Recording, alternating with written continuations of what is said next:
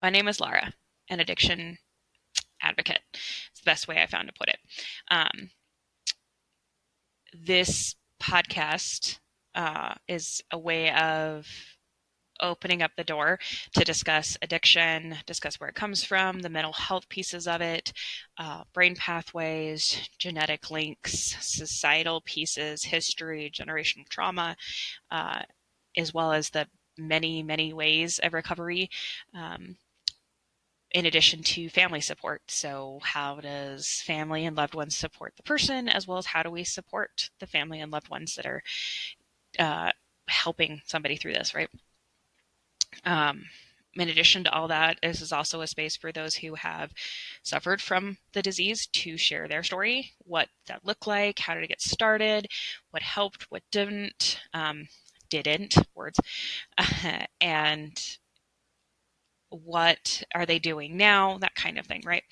Uh, as well as those who have lost somebody, I'm struggling today, somebody to this disease, share their story of that person, the good, the bad, the fun, the crazy, all that, and kind of show the many ways that that happens, right? Whether that's through um, overdose, suicide, murder, missing persons, just the incarceration, the many, many ways that that can happen, right?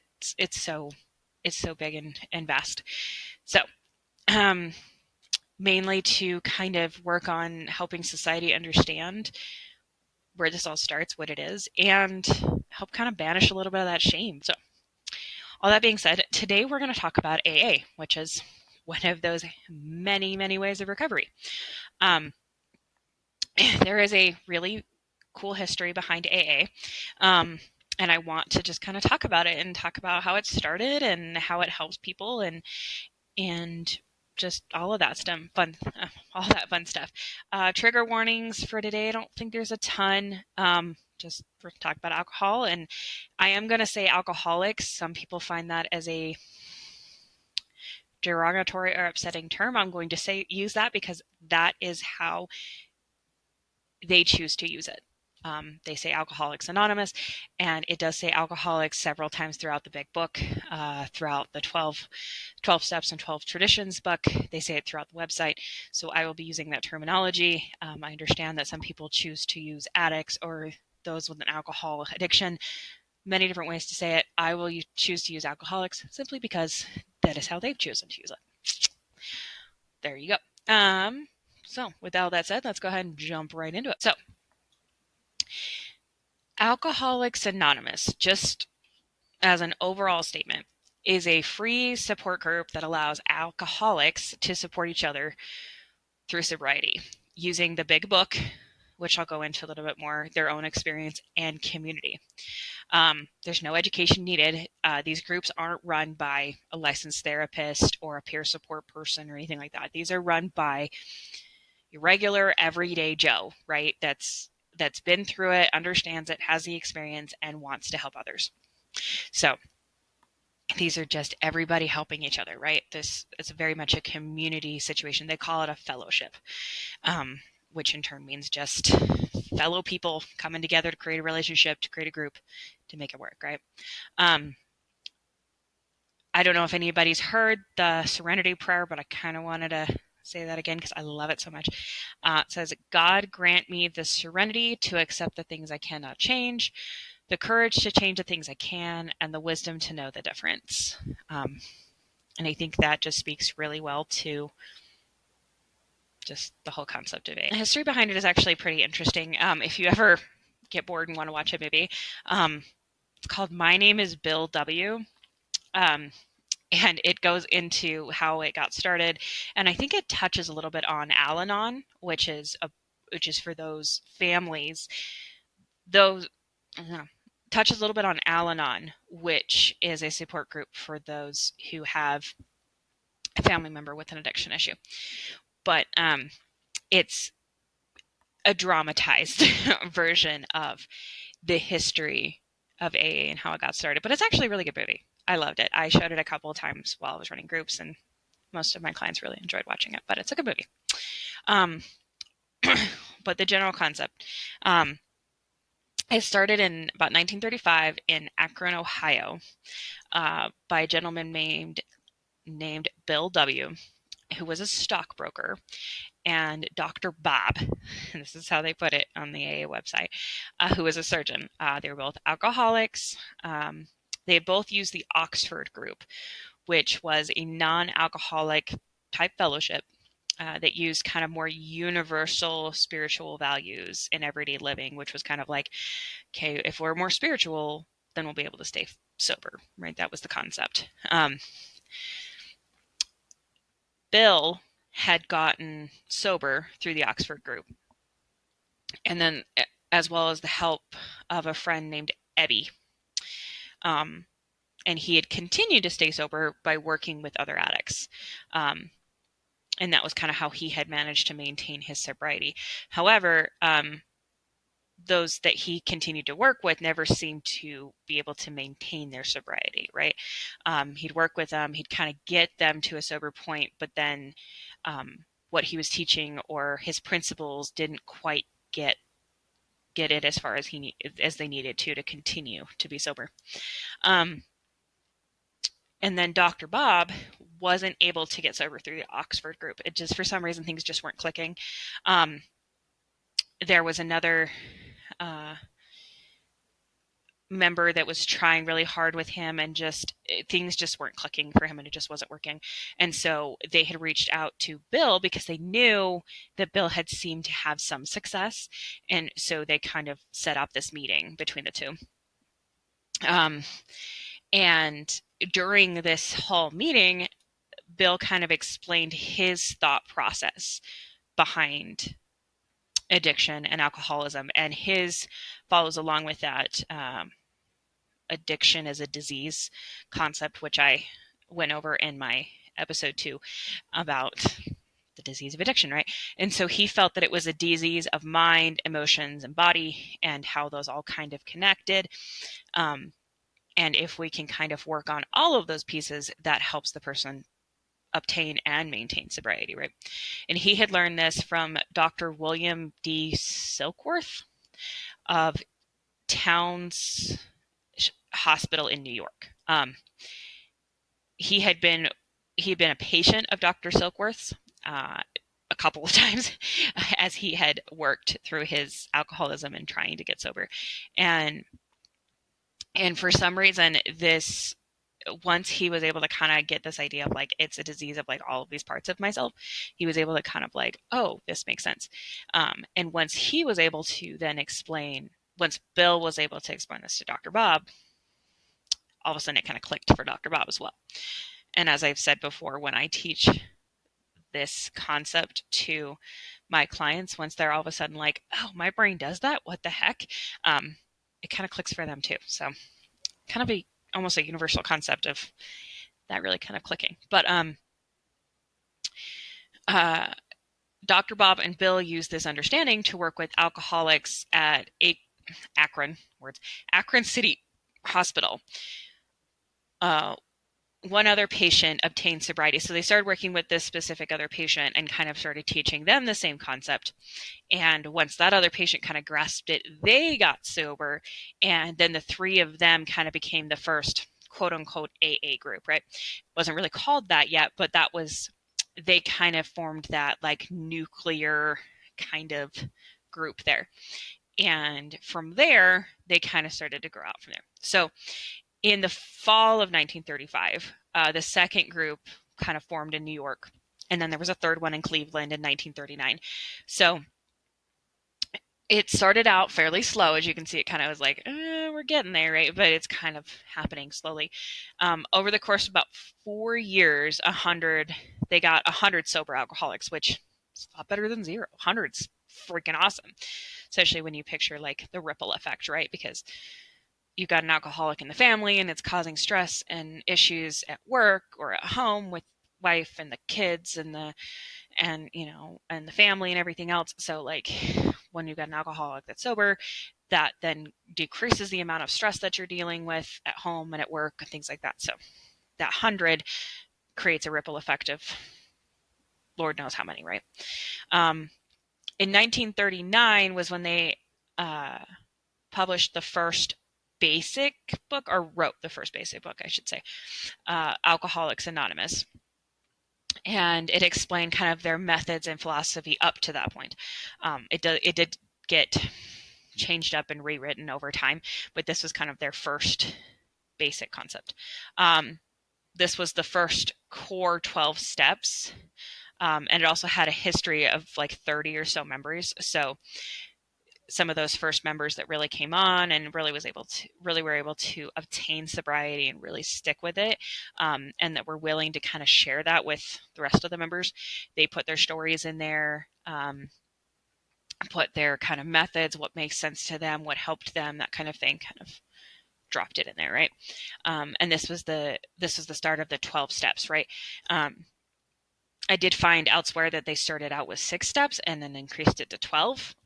Couldn't find a date on that one for sure, but it does seem like at one point there was only half the steps. So, good to know, right? In 1939, the Cleveland Plain Dealer, which is a newspaper of some sort, published articles about AA with positive reviews, had quite a few of them. It led to many asking for help. So there was a lot of people calling in and asking for support and help. And at the time, Cleveland only had about 20 members, but those few that were sober started helping others, and it kind of changed that dynamic. And a few months later, they had 500 members. So this was kind of the start of that whole sponsorship thing that a lot of us see, where someone comes in and they're looking for help and they really don't know how to get started and they don't really know the 12 steps, so they ask somebody else for support. This was kind of the start of that. Somebody else who's found some stability, who has some experience, and it kind of guides them in a way. So this was kind of the start of that process. At first it was just kind of like a group, and they offered, come in, sit in the group, talk. But this offered these 20 or so members the ability to then give back and create more of that service work. In 1938, Bob and Bill organized a trusteeship.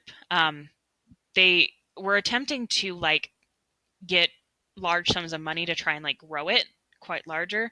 But they kind of went back and forth on the concept of whether or not they really wanted to bring in a lot of money, or if they wanted to keep it more of a fellowship situation. And so there was some back and forth there.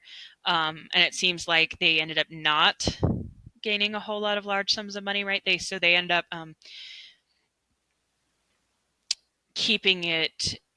Most of what they get money from nowadays, from then and still today, is from AA members and basic donations from family, friends, people that want to help. So they weren't really pulling in huge donations or huge large sums of money, weren't taking on loans, things like that. They wanted to really just kind of focus on members helping members. And this whole trusteeship and all this was to handle those pleas of help. And so this kind of started even before that newspaper posted the article, luckily enough, right? So we had something in place. So they were handling these calls of anybody reaching out pretty much across the country of, I need help, I don't know what to do, can you offer me some support? As well as distributing the material. So whether that's the 12-step pamphlets, big book nowadays, things like that, right? In 1939, Liberty magazine posted another article, which brought in 800 calls. So that's a huge jump. And then in 1940, Rockefeller Jr., who was also a part of that original trusteeship in 1938, publicized AA through I think it was some kind of banquet or something, brought in even more pleas for help. And with these pleas, they tried very hard to be very personable about it. So they sent out a personal letter to each one, and they sent out a pamphlet. And so it wasn't just like, here's you sent us a call or you left us a message or something like that, and we'll just maybe get back to you. It was, we will absolutely make sure that you understand that we hear you, and we'll be very personal about it. It was, we need them to understand that we are on their level. It was a very one-to-one personal contact that they tried to bring in. around that same time, the book started circulating, so they had finally kind of gotten the big book going. And then at the end of that year, 1940, the membership had jumped to 2,000 members. And then in 1941, the Saturday Evening Post did an article which brought in another huge response, and membership jumped to 6,000 by the end of that year, and it had spread across the U.S. and Canada. And then in 1940, 100,000 recovered worldwide. So that was 100,000 alcoholics had recovered at this point worldwide, right? And groups kept rising. They just kept getting more and more groups coming up and popping up everywhere. And then in 1950, they were finally able to kind of write the 12 traditions of AA. So they were able to kind of like really hone in on what are those traditions, what are super important to us, what do we want to make this all about. And they were kind of able to formulate all of that and put it into practice and their purpose and what they want. And so, as you can see, that like happened pretty quickly, right? So, like 1935 to 1950, that's like 15 years. Over the course of 15 years, we went from a little, well, actually, it's like 16 years. Sorry. No, 15 years. My numbers are off. From 1935, where we had this little meeting between two people, to 1950, all of a sudden we have groups all over the world and hundreds of thousands of people that are getting sober. Like, that's just insane how quickly that grew, which also points to the need, right? That this was something that they noticed, that a lot of people were really in need of this, and they recognized that and stepped forward and did it. And there were so many people that were like, yes, yes, yes, please help me. And it served something for a lot of people. And during kind of all that time, that 15 years or so, Dr. Bob continued to work at the St. Thomas Hospital with Sister Ignatia, hope I said that right, to care for alcoholics. And they would continue to have a lot of people come into Akron for that care. They would come to that hospital specifically to work with Dr. Bob to get help. They had over 5,000 people that were served during that time that he was able to work there. And then Dr. Bob did pass away in 1950. The sister continued to care for the alcoholics at this hospital with the help of AA groups nearby. And at that point, over 10,000 more were able to continue to be served and get connection to AA groups and all of that. And it does show that connection of AA and medicine, and how those two can actually really work together and help to support these folks and kind of get them the care that they needed. And then in 1971, Bill passed away as well. So, and as you can see, them passing away didn't really make much of a change in the fact that this continued to live on. Like, their legacy is well beyond the length of their lives here on earth. It has continued to go forward. At this point, AA is available in 180 nations. There's over 123,000 groups worldwide. And the big book, the 12 Traditions, those two are available in over 100 languages, which is just insane to me. That, again, just shows how much of a need there is for this. The fact that it is everywhere. It shows that there's a need, and it also shows that it doesn't discriminate, right? If it's available in all of these nations, in all of these languages, and if there are that many groups, right, it shows that it is needed no matter what country you're in. It doesn't matter what language you speak. It doesn't matter what area of what county or state you're in, whether you're in a rural or a city-based, or whether you're in low income, high income. It doesn't matter, because these are available everywhere because they're needed everywhere. They come up as they're needed. It doesn't discriminate. It shows up everywhere. So I think that alone shows that. It really does.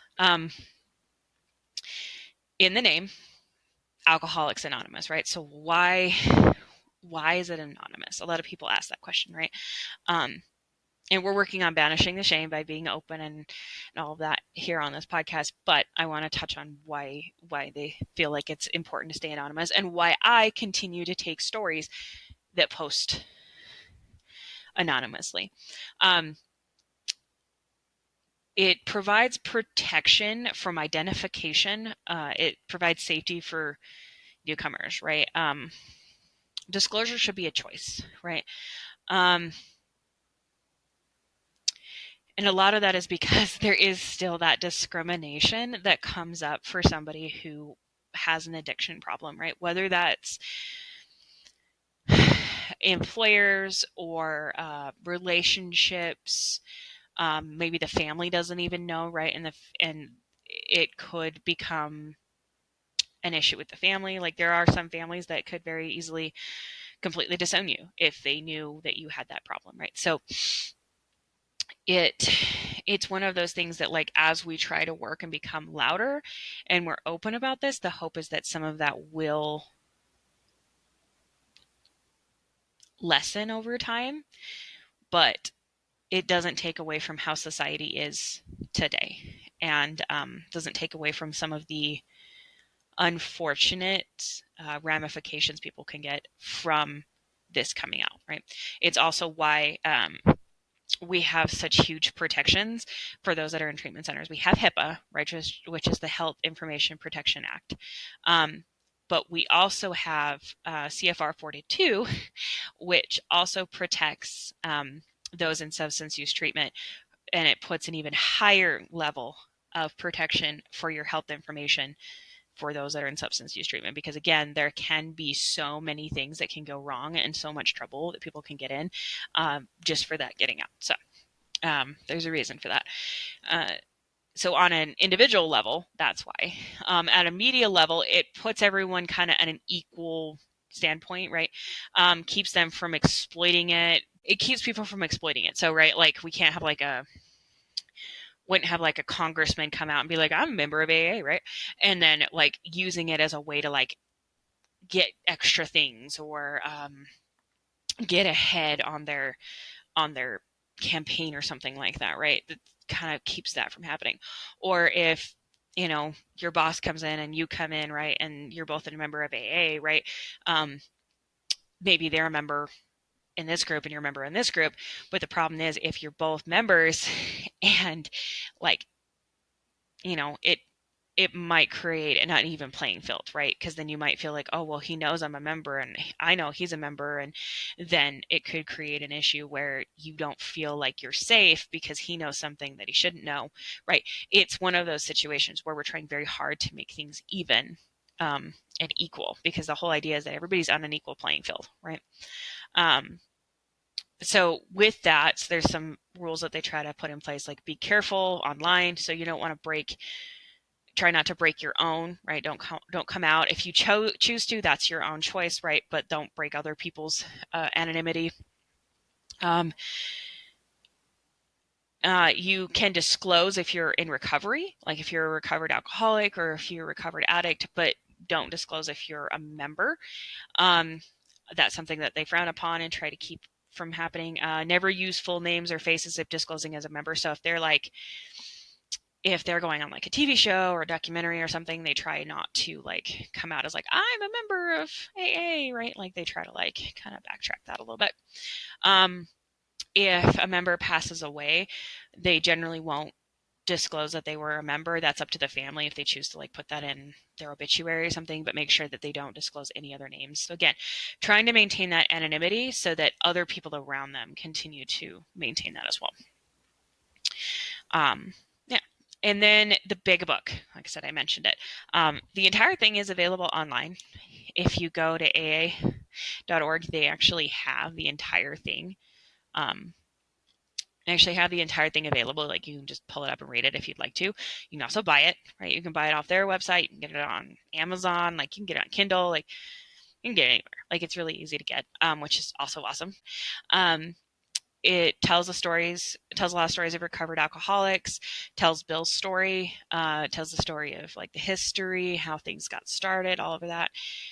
Goes over the philosophy, the process, the 12 steps, does have a chapter on speaking to the family, like how can you support them, talks to spouses, like an aftercare plan. So if like you finish this and decide you don't want to continue, or if you do, what would that look like? How to work with others if you choose to do service, what would that look like? And it also goes into talking about alcoholism. And it does, on the website, if you go on there, it does allow you to take a self-assessment. Like you can go on there and take an assessment that decides whether or not you're an alcoholic, basically. But it basically goes into exactly the same diagnosis that I would, but it kind of goes into it and asks the same questions. Like, is this affecting your life? Is it affecting your relationships? Is it, are you continuing to drink despite the fact that you have all these consequences? Are you building up a tolerance? Are you having to drink more and more each time? Are you waking up with a hangover? Are you thinking about drinking all day long, right? So, and the big book does go into that as well. Like, what is alcoholism? Where does it come from? What are the signs and symptoms? And why might you be dealing with this?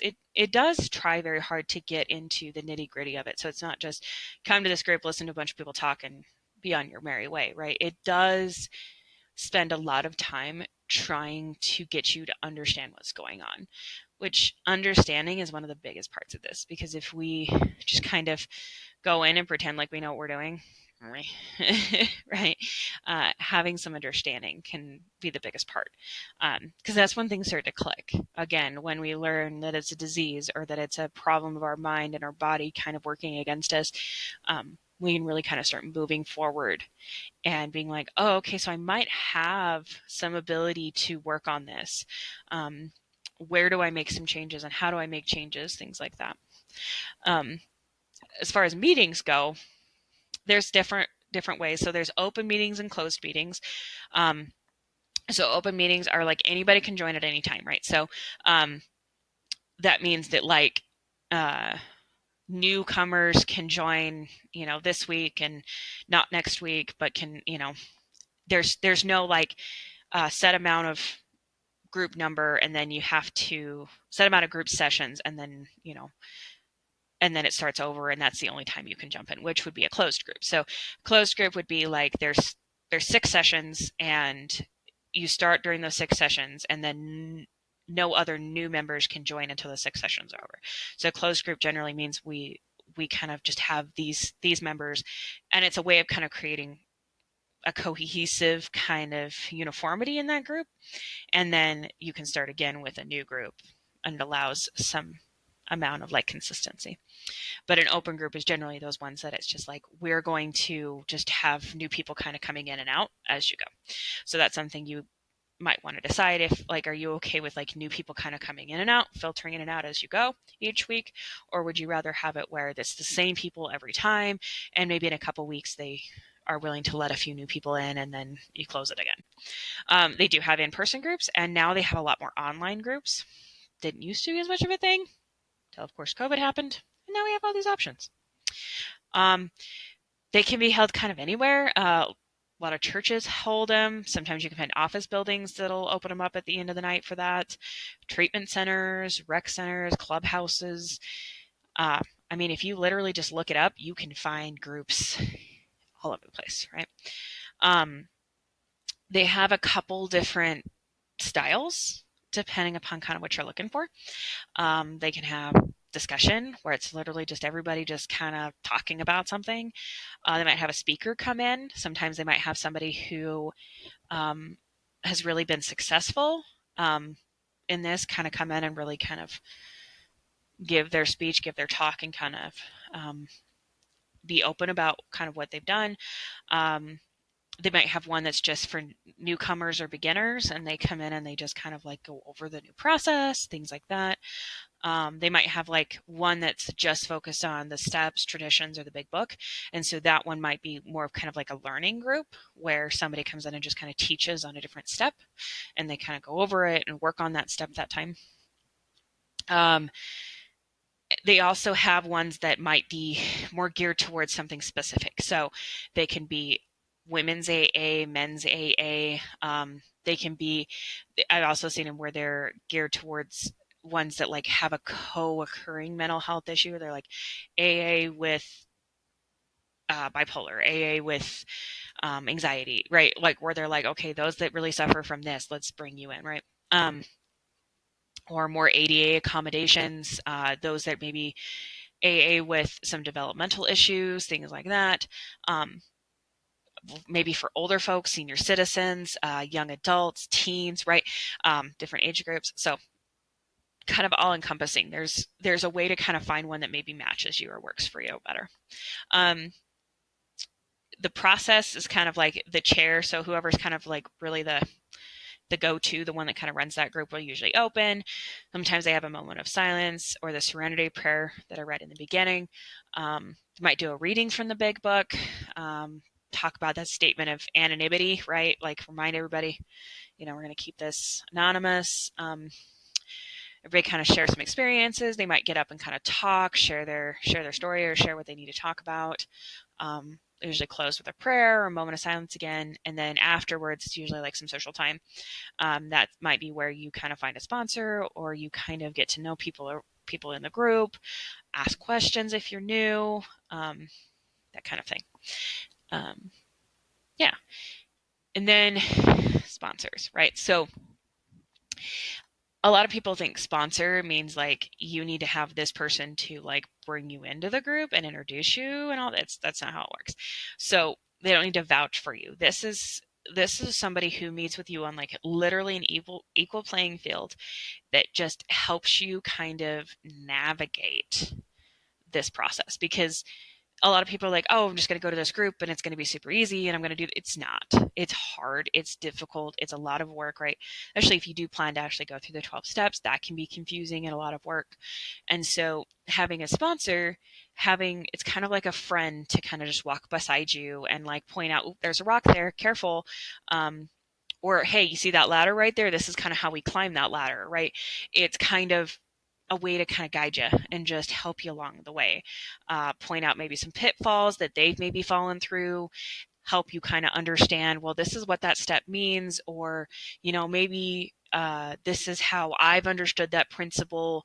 I would try it this way, or maybe when you go to make amends, this might not work, but maybe try this, right? Just kind of giving you a little bit of guidance, support, help, and also to be there as somebody when shit hits the fan, because it's going to, right? When you're trying to get sober, you're going to have those moments where you're craving stuff or you're wanting to lose your mind, and you need somebody to reach out to that really understands what you're going through, right? That understands what it's like to crave, understands what it's like for everything to feel like hell and you want to give up.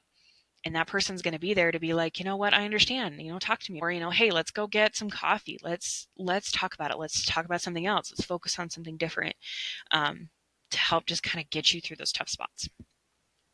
So that's kind of what a sponsor is. There's also a pamphlet on that on the aa.org that really kind of goes into, what can I do? What can't I do? What'll be helpful? What won't be? Those kind of things. So as I said, they do have like these 12 principles and 12 steps. So the 12 traditions, right? So I won't like read them verbatim, but I kind of want to go over them in basic. So these are kind of guidelines for members and groups to kind of keep that anonymity, the unity, and the focus on kind of spirituality. Covers kind of those topics about like public relations, that anonymity, finance, service, kind of just all that stuff. So number one is like the common welfare. So focusing on kind of everybody, and that unity. Two is the group purpose is the ultimate authority. So it's basically like we want to, so it's all about the group and focusing on that higher power and not on like that leader as being the higher power, kind of that focus. And then three, like the only requirement for that membership is a desire to stop drinking. Like, again, they don't have to have an education. They don't have to have a certain ethnicity or whatever. Like, that's the only requirement. And then four is like each group should be autonomous. Like they should be able to kind of like make their own decisions, kind of do their own thing. Unless it's like making a decision that affects like AA as a whole, right?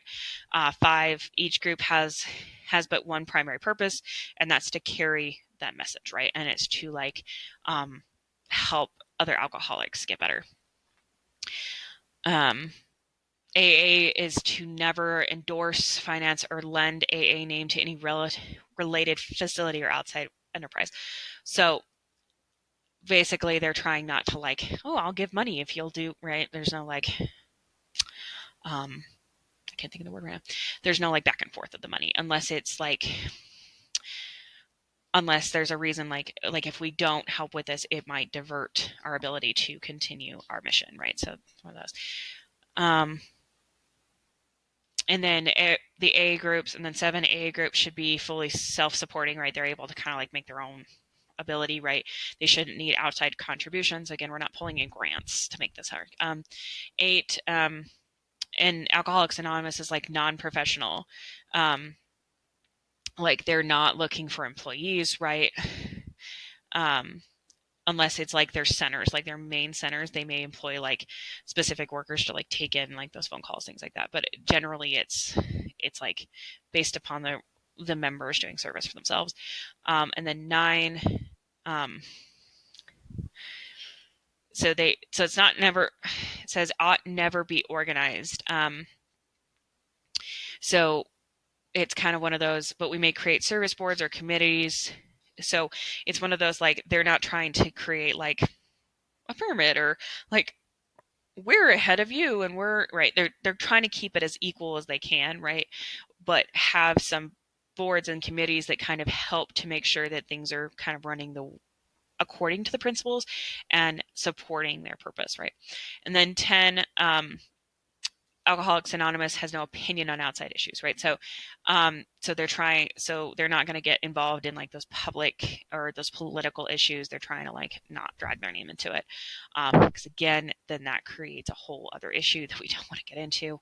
And then 11, our public relations policy is based on attraction rather than promotion. So it's a lot of like, we're not going to go out and like promote AA everywhere, right? It's a lot of like, hey, like this is helpful. If you'd like to join me, great, but not, end of the world if you don't, right? It's a lot of just people kind of coming as they do. And then 12, anonymity is the spiritual foundation of all of our traditions. And they're trying to place those principles before personalities. So it's like, again, I'm not higher than you, so we're going to try and keep that anonymity as a placeholder to keep us separate. Okay. And then this is the part that everybody knows about, right? There's the 12 steps. So I want to kind of end on this part. So I'm going to touch on this. So, and this kind of outlines the course of treatment, how to handle issues and problems with addiction. So number 1 is based on honesty. So it's that we're admitting that we kind of like this alcohol has a power over us, that our lives have kind of been unmanageable up to this point. So we're going to work on doing that better. 2 is hope. That power, that higher power is greater than ourselves, can restore us to sanity, can help us. 3 is that surrender. So we're turning ourselves over to that higher power and that support that they can give us. 4 is that courage. So we're kind of taking an inventory of ourselves, kind of finding those issues, those unmanageable parts. And then 5 is integrity. And that's where we're admitting to this higher power and to another human being, what our wrongs are, where we've made mistakes. 6 is willingness, where we're entirely ready to kind of remove all of these defects, where we're kind of willing to work on all of those wrongs that we've done. Humility, we ask for this higher power to remove our shortcomings, to kind of help us work through those problems. Love is where we make a list of all the persons that we've harmed and become willing to make amends to them. And the responsibility, which is where we start making amends to them, right? Except if doing so would cause more harm. And that's a big caveat to keep in mind.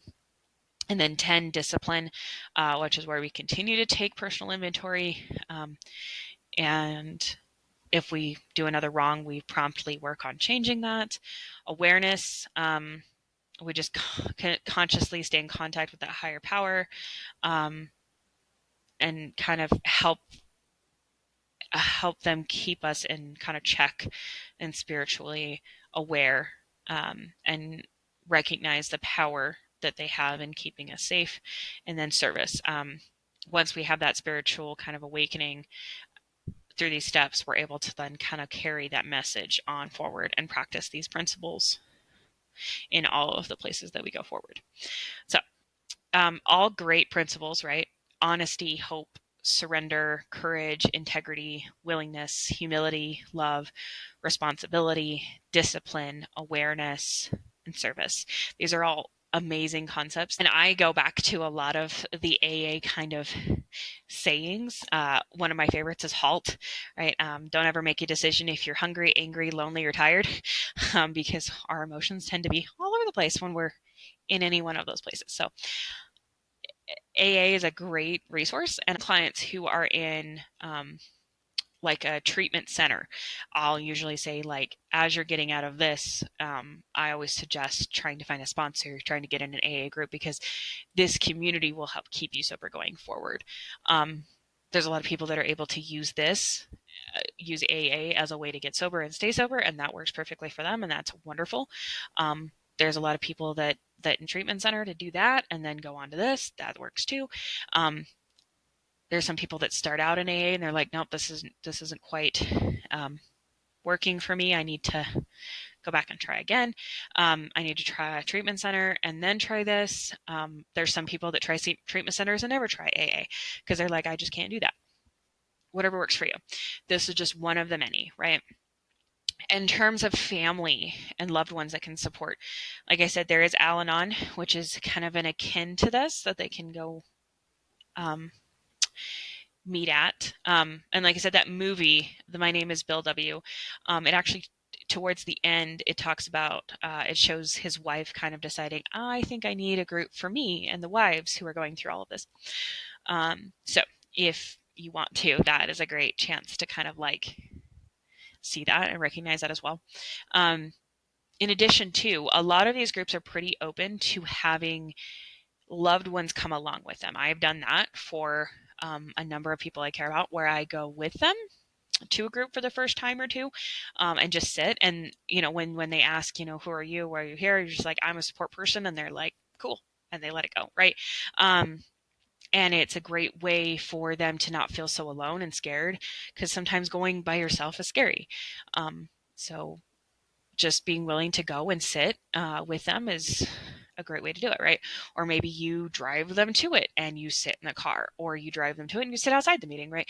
And again, that anonymity, right? They're willing, as long as you're willing to agree to, like, I'm going to keep whatever stories in here, you know, anonymous, they're usually pretty open to that and willing to do that.